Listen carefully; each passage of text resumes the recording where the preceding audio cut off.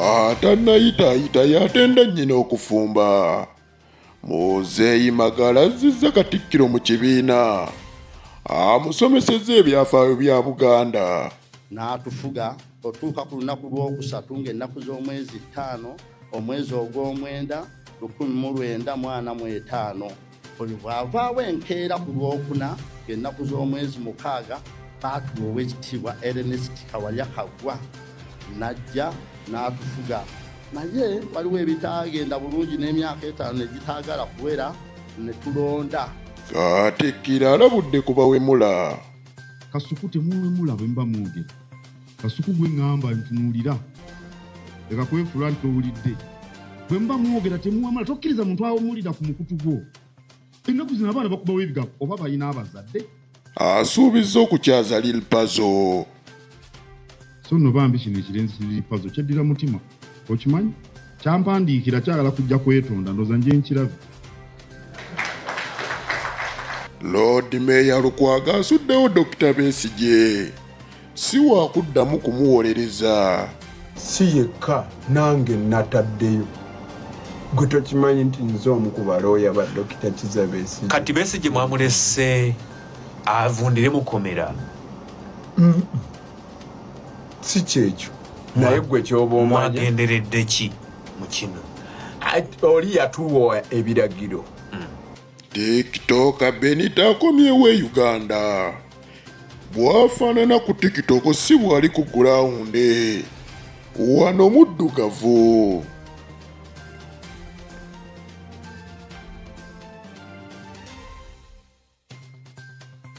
Jeno Katumba Wamala n'abalala bawummudde amagye. Anti naazina obulungi mujaguzo aleka evuga nadda mu kibira. Mpulira essanyu okuba nti nsobodde okuweereza eggwanga lyange emyaka gino 47 ate nenvaamu nga ndi mulamu. Ebyo n'ebirala bye tukuleetera.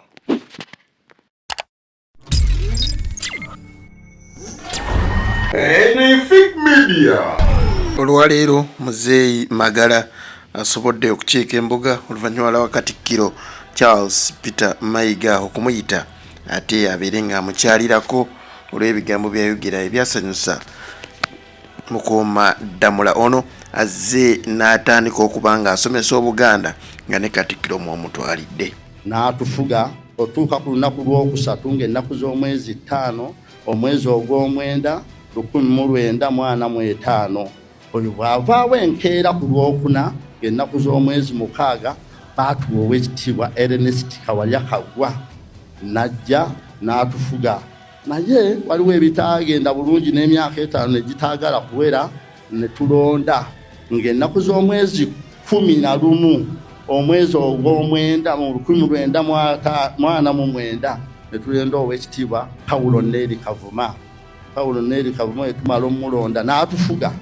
Ebimu nebitagenda bulungi yaweerera Ssaabasajja ku lunaku lw'ebbalaza nga 3 omwezi ogw'Ekkumiroogumu 1953 n'atadda na Ssaabasajja. Era bwe yadda Abaganda baamutabukira ne bamugja ku Namulondo. Era ng'ennaku lunaku lw'okusatu nga 19 omwaka gwa 1955 baleeta Oweekitiibwa Mikaeli Kintu. Kintu ye Mukama n'amuwa omukisa n'atufuga.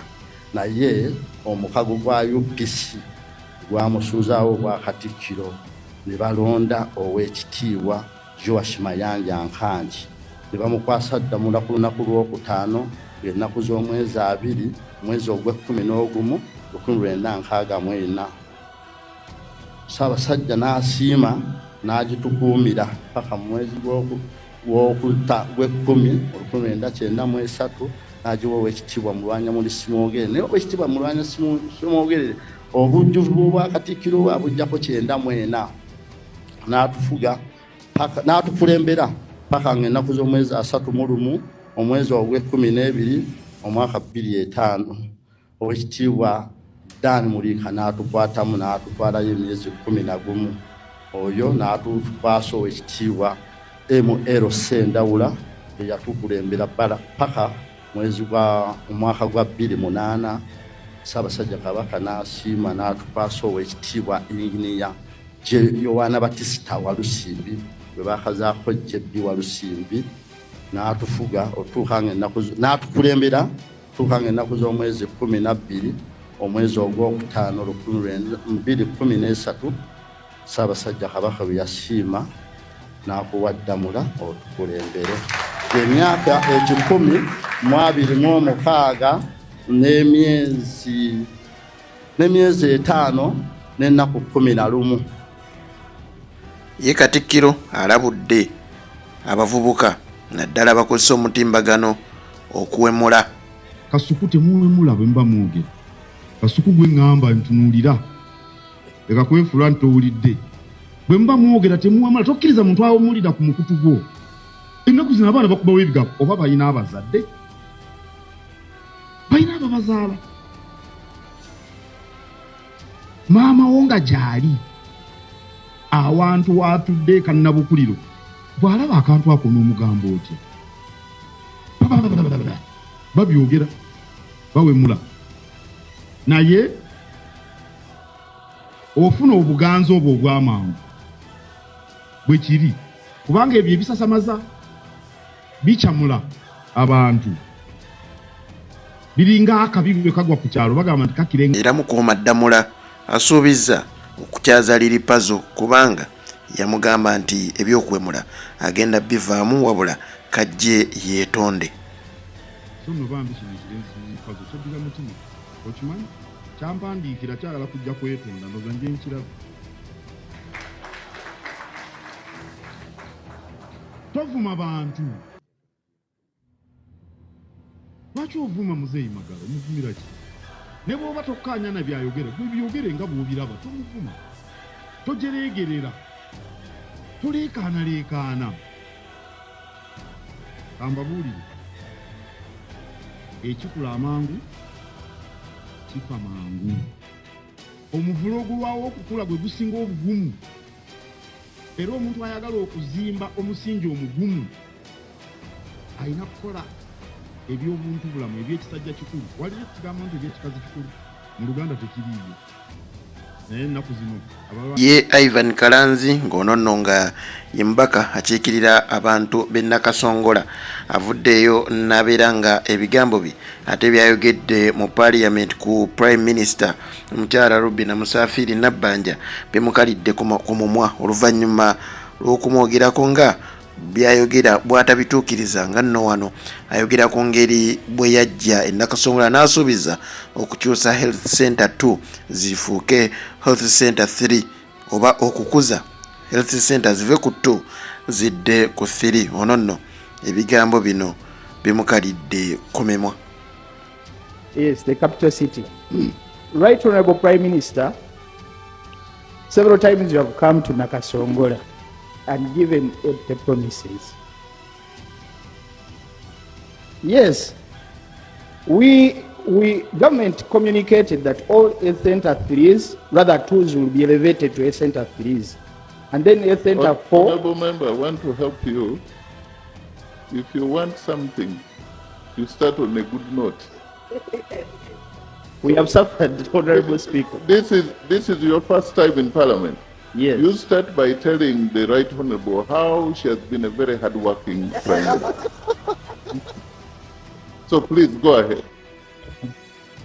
Right Honorable Prime Minister, as we are having rumors that Nakasongola will become a city, we are kindly requesting that the Health Center 4 be elevated to a fully-fledged hospital because we have a huge crowd of patients coming to Nakasongola. There is no space for those patients and the staff are not enough to work on that crowd. Thank you very much. Right Honorable Prime Minister. Honorable Speaker and members, I request the Speaker to expunge the first sentence. Why? I came to Nakasongola in 2021. I found your community stuck with floods. Using the Prime Minister's power I have, we constructed the Mone Primary School. Fully fledged, equipped from the office of the Prime Minister. Number 2, Rwampanga Health Center 3 had submerged. We constructed a new health facility using the Prime Minister's money. So I want that comment expanded, Right Honorable Speaker. From the Hansard, now, as for health center tools up of the Press Center 3, it's a policy of government. I know he's new, and he's learning. Olwaleero General Katumba Wamala wamu n'abalala basobodde okubeera nga bawummula amagye bano nno basavinze eggwanga wamu n'amagye okutwaliza awamu okumala ebbanga eddene ennyo nnyo ddala. Jjukira nti buli wezi emyaka 65 ate okuwummula kuba kutandise kuba kusembedde era kuba kukutuuseeko. Bano olwaleero bakakasiza nti n'azina obulungi amala nava mu ddiiro ne mujaguzi oleka evuga mwana ttu nokkirira mu kibira. Mpulira essanyu okuba nti nsobodde okuweereza eggwanga lyange emyaka gino 47 ate nenvamu nga ndi mulamu. Ekyo kimpa essanyu era ate nenvamu ng'eggwanga litebenkedde okusinga nga bwe twayingirira mu magye. Era ndagala abaana bonna nkubiriza bannayuganda bonna banetuweereze eggwanga lyaffe. Bw'oweereza eggwanga ly'obulungi ovaamu ng'oli musanyufu. Amiina. Yaliko omuloodi w'ekibuga ekikulu Kampala Ssalongo Elias Lukwago wamu ne bannamateeka abalala okuli Aaron Kiza wamu ne Elias Luyimbazi Nalukoola bavudde mu musango gwa Dr. Kano Kiza Besigye ogw'okumuwolereza ogw'obutujju. Bano nno baleese ensonga zaabwe era tufunye Honorable Nalukoola n'abaako byatangaaza ku nsonga eno. Mu kino oli yatuwa ebiragiro ng'atukulembera bamuyita Senior Counsel Martha Karua ng'omulala atukulembera ye Elias Lukwago Lord Mayor eyawummula Ssalongo Honorable. So bano ate ne baagalira batutaataaganye. Martha Karua ekyamutuukako wakitegeera yagaanibwa okuyingira mu Uganda n'ateekebwa nako ekibaluwa ekigamba nti wano tokkirizibwa kujjawo. Omulala bwe yagamba nti agenda kusavinga empapula CDF n'asalawo kumukwata era ne bamujwetekako emisango. Naawe obiraba. So tiimu yaffe ne bagikyankalanya kati katubibalekere. Katubibalekere. Eyo yenkola ya gavumenti ya General Museveni. Gwe tolabanga Minister Balamu bamuleta kusiikiriza. Bo bennyini buli kimu bakyagala. Be baagala okubeera mu gavumenti, be baagala okubeera mu opposition. Kati so beewuunyisa. Baagala kola ki? Byombi babyagala. Kiriwa ne kiriwa. Baagala okubeera nga bali mu gavumenti. Ate ne mu opposition baagala. Balagidde wanti baagala okubeera mu opposition. Gwe mukulu Balamu tonnamulaba. Akola ki? Kakati gwe wajja ku ddwaliro n'ogamba nti ono asikaali ate yajjanjaba abantu bulijjo wano ku ddwaliro. Obeera oli ogamba kyawo. Ye TikTok Benita asobodde okukomawo ku butaka oluvannyuma lw'ebbanga ng'alwanagana n'aba National Unity Platform era bwe batyo asobodde okuba nga avaayo ku mulimu ate bw'atyo nadda ewaabwe. Ono nno obutambi bungi butandise okuba nga bumulaga era Sakya Mukama asobodde okuba nga amwaniriza wali ku kisaawe Entebbe era n'amusuubiza ebingi ennyo ddala. Bagambye ati badde mwasaba muti bamugobya anoonya bulamu. Omusaala badde ofuna sente entuufu ebituufu enseera miliyoni 3 mugenda kakasa nti State House ewa omulimu.